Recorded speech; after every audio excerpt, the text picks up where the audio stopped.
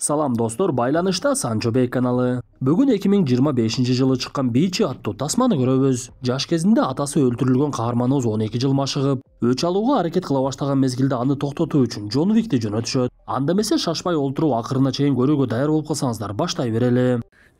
Ты сражаешься только с самой собой. Тасманын башталышы белгисиз аралдардын бири.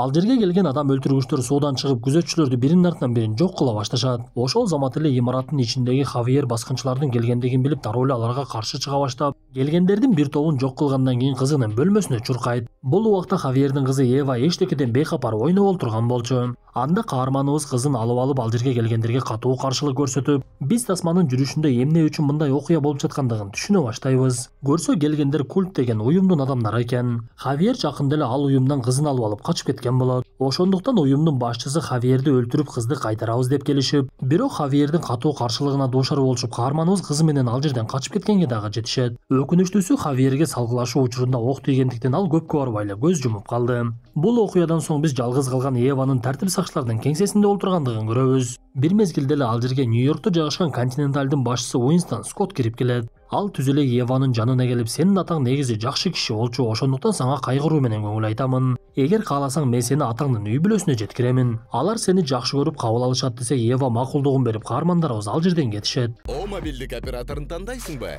Супер! Переходи на О комбо тарифтеринин линейкасы менен андан дагы мыкты болот. Сага гана маанилүүсүн кош. Акысыз комбо опцияларды туташтыр. Гигабайттарды 2 эсе көбөйтүү оңой эле. Wi-Fi таратуу албетте. Яндекс Плюска акысыз жазылуу, тасмалар, музыка, китептер жана таксиге арзандатуулар. Же ар кандай табитке ылайыктуу онлайн кинотеатрлар.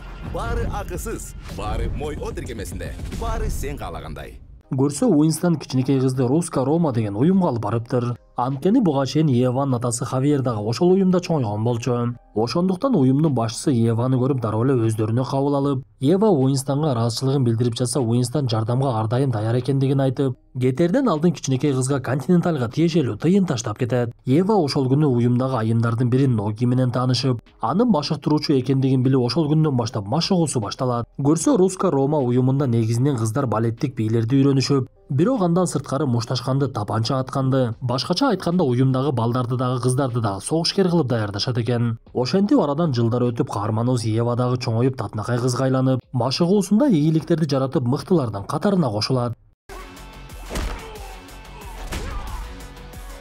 Бул убакта арадан 12 жыл өтсө дагы каарманыбыз атасынан айрылган күнүн эстеп, ал үчүн өч алам деген максатын эч качан унутчу эмес. Ошондуктан уюмдун башчысына кирип, мен эми тапшырмаларга даярмын. Мага эмнеге кызмат артпай жатасыздар десе, уюмдун башчысы каарманыбызды өзү менен алып жөнөп, эгер даяр болсоң акыркы тапшырмадан өтүшүң керек деп каарманыбызды бөлмөлөрдүн бирине киргизет. Ал бөлмөдөгү столдун эки тарабында тапанча чачылган абалда турган болчу. Бир мезгилде ал жака кыздардын бирин күчкө салып эле алып кирсе, ал кыз аябай жини келип, каарманыбызды карап, сен менен ким экендигимди билесиңби?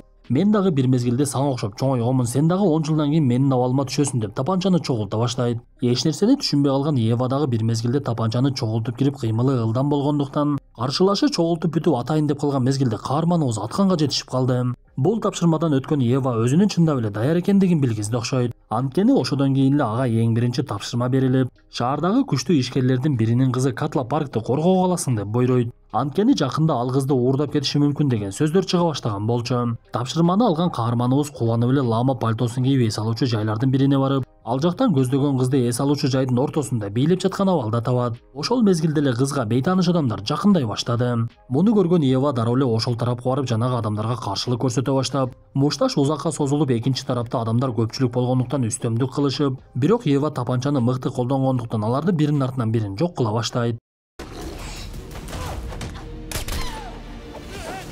Берилген тапшырманы ийгиликтүү аткарган каарманыбызга уюмдун башчысынын буйругу менен катардагы жоокер деген белги тартылып, бул окуялардан көп өтпөй эле каарманыбыз ал уюмда уламышка айланган Джон Уиктин келгендигин көрөт. Көрсө Джон Уик дагы бир мезгилде ушул уюмда чоңойгон экен. Анан дагы бул болуп жаткан окуялар Джон Уик тасмасынын 2 жана 3 бөлүгүндөгү окуялардын ортосунда болуп жатыптыр.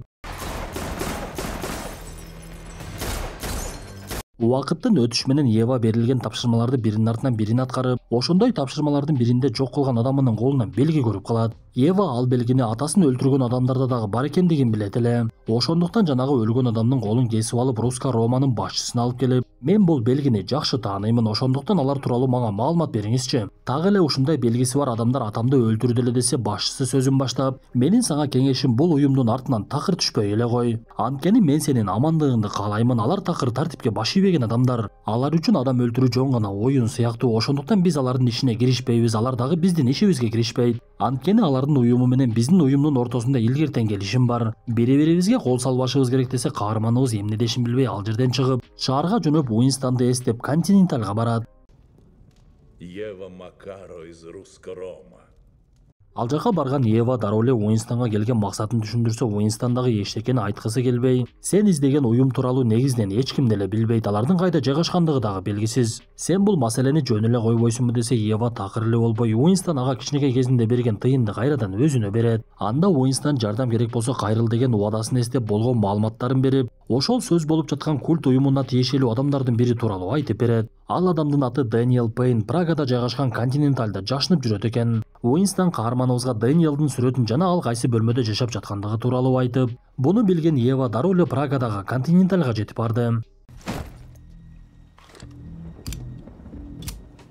Каарманыбыз бөлмөгө жайгашкандан кийин көпкө созбой эле терезе аркылуу Дэниелдин бөлмөсүнө кирип барып, ал бара жаткан мезгилде сырттан көзгө таар байкап тургандыгын көрөбүз. Көрсө ал жерде Дэниелди өлтүрөбүз деп келген башкесерлер топтолуп калган экен. Анткени культ уюму Дэниелди өлтүрүү үчүн $4 миллион сунуштап жаткан болот. Бул убакта анын бөлмөсүнө кирип калган каарманыбыз ал жерден кичинекей Элла деген кызды көрүп, ага алаксып калса, Дэниел артынан каарманыбызга мылтыгын такады. Көрсө Дэниел дагы бир кезде так эле каарманыбыздын атасындай болуп, кызын культ уюмунан алып качып жүрүптүр. Ева Дэниелга келген максатын түшүндүрүп жатса эле ал жерде атыш башталат.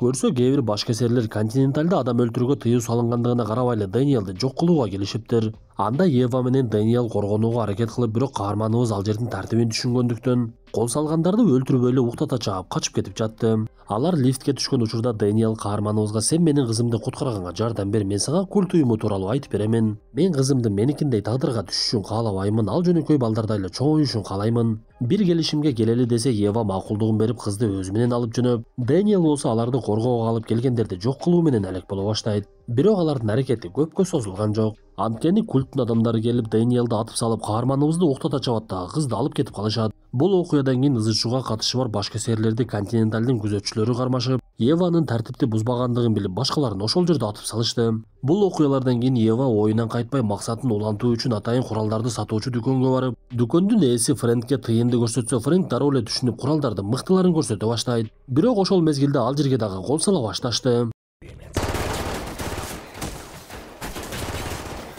Анда Фрэнк менен Ева эки тарапка качып келгендерди ар кандай ыкмада жок кылышып, Ева ал жерден жарылуучу заттарды таап, кол салгандарды жардыра баштайт. Бир мезгилде кол салгандар түгөнүп, эки каарманыбыз тең аман калышып, алардын колундагы белгисинен культ уюмунун адамдары экендиги белгилүү болот. Анда Фрэнк дароо эле колуна карта алып, мен негизи булардын кайда жайгашкандыгын так билбеймин. Бирок угушум боюнча алар ошол жерде жайгашкан деп алыскы жердеги эки тоонун ортосун көрсөтөт. Бул маалыматты уккан Ева Фрэнкке ыраазычылыгын билдирип, курал жарагын алып алып дароо эле ошол жака жөнөп, ал тарап тоого жакын жайгашкандыктан кыш келген сууга абал экен. Эң эле кызыгы, каарманыбыз ал айылга кирип келген мезгилде адамдардын бири дүрбүсү менен байкап, айылыбызга бөтөн бирөө келди деген маалыматты жеткирет. Сыягы булардагы кыргыздардын кээ бир айылдарына окшоп башка айылдан келгендерди кошпойт окшойт. Анткени ал жердеги жергиликтүүлөрдүн бардыгы каарманыбызды жаман көзү менен карап, ал эле эмес бир мезгилде адамдардын бири Евага кол сала баштады.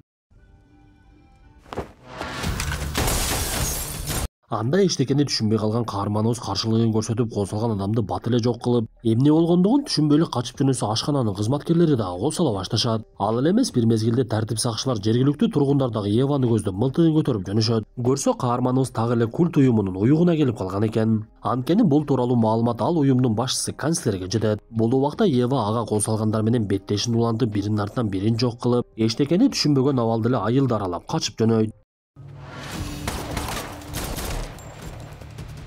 Бирок Ева кайда барбасын ага жергиликтүүлөр кол сала беришти. Анткени ал айылдын тургундарынын бардыгы культ уюмуна тиешелүү болчу. Көрсө алар айылда кадимкидей эле жашоо өткөрүшүп бала чакалуу болуп, согушкерликке машыкканча балдарындагы жаштайынан эле машыктыра башташат экен. Ева кайда барбасын алдынан башкесерлер чыккандыктан алардын бардыгын жок кылып, үйлөрдүн бирине жашынып калган мезгилде артынан жергиликтүүлөрдүн бири Лена жетип барат. Анда Ева анын деле тапанчасын оңой эле алып койду. Бир мезгилде Лена сөзүн баштап, мен сени өлдү деп ойлодум эле, бирок сен аман эсен экенсиң. Атам сени жакшы жашоого алып кеткенге аракет кылды эле, бирок сен айланып келип эле бизге окшоп калыпсың да. Катардагы эле башкесер болупсуң десе, Ева эчтекени түшүнбөй, Лена сөзүн улантып экөөнүн бир тууган экендигин айтат. Көрсө каарманыбыздын атасы Хавьер бул айылдан качаардан алдын чоң кызы Лена менен аялын алууга жетишпей калган экен. Ошондуктан Хавьер качкандыгы үчүн аялына жаза берип аны өлтүрүп салышып, ал учурда 9 жаштагы Ленага болсо сенин үй бүлөң толугу менен каза болду деп айтып коюшуптур. Ошол мезгилде эле терезеден жарылуучу заттар ыргытылды.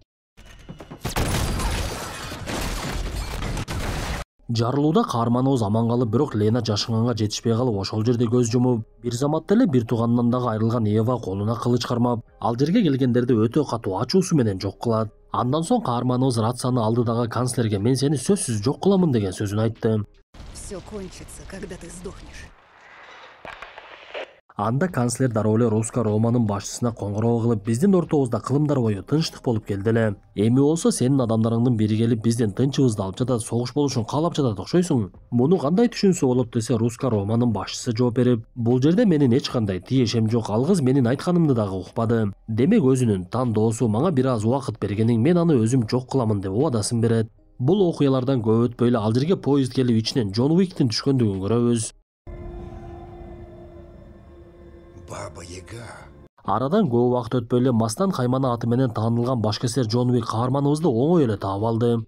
Ал Евага тандоо берип, сен азыр бардыгын таштап кетип калсаң болот, болбосо мен сени токтотомун. Бардыгын жакшылык менен эле чечели десе, Ева такыр болбой, Джон Уикти аткылап ого түгөнгөндөн кийин мушташа баштайт. Бирок Еванын эч бир аракетинен майнап чыкпай, Джон Уик аны оңой эле жеңип койду. Анда Ева алы жетпестигин түшүнүп, бул адам менин атамды өлтүргөн, сураныч, мага убакыт берчи. Мен канцлерден өч алышым керек десе, Джон Уик ойлонуп макулдугун берип, түнкү саат 12ге чейин убакыт берип, андан кийин мен өз милдетимди аткарышым керек деп эскертет. Анда мүмкүнчүлүк алган каарманыбыз кайрадан эле канцлерди көздөп жөнөп алдынан чыккандарды жок кыла баштайт. Бул убакта Джон Уик алыстан туруп алып, көз катар мылтыгы менен каарманыбызды байкап турган. Анткени убакыт бүткөн мезгилде Ева жетишпесе аны жок кылыш керек болчу. Бирок Жаныбек кээ бир учурда Евага каршы келгендерди атып жок кылып, каарманыбыз канцлерди жок кылуусуна көмөк дагы көрсөтүп жаткан. Бул убакта канцлердин адамдары аны унаага салып алып жөнөшөт. Биз канцлердин унаасында Дэниелдин кызы Элланын дагы бара жаткандыгын көрөбүз. Көрсө Дэниел канцлердин баласы, Элла болсо канцлердин небереси экен. Тартипти бузгандыгы үчүн канцлер өзүнүн баласы Дэниелди жок кылуудан дагы баш тартпаптыр. Бул убакта Ева канцлердин унаада бара жаткандыгын билип, аны аткылап токтотуп, айдоочусун жок кылгандан кийин канцлер өз алдынча каарманыбыздын алдына чыгат. Бул убакта Джон Уик берген убакыттан 4 эле мүнөт калган болчу. Анда каарманыбыз убакытты созгусу келбей дароо эле канцлерди тапанча менен атып өлтүрүп салып, муну алыстан көрүп турган Джон Уик каарманыбызга мылтыгын такабай калат. Окуядан кийин Ева кичинекей кыз Элланы унаадан түшүрүп алып кетип калды. Джон Уик болсо Руска Романын башчысына канцлер жок кылынды деген сөзүн айтса, Руска Романын башчысы сыртынан билгизбегендиги менен ичинен кубанып кетет. Анткени культ уюму өтө коркунучтуу жана күчтүү уюм болчу. Бирок биз тасманын аягында Еванын өлүмү үчүн байге коюлуп, башкесерлердин бардыгына аны өлтүргөн адам үчүн $5 миллион берилет деген маалымат таратылгандыгын көрөбүз. Тасма болсо ушул мүнөттөрдө аягына чыгат. Достор, тасма жакса мыкты белгисин басып өз оюңуздарды калтыра кетиңиздер. Анда эмесе кийинки тасмадан жолугушканча ден соолукту жакшы карап, бирөөгө кек сактап ичибизден жаман көрүп өзүбүзгө оору ашыргандан көрө кечиримдүү бололу.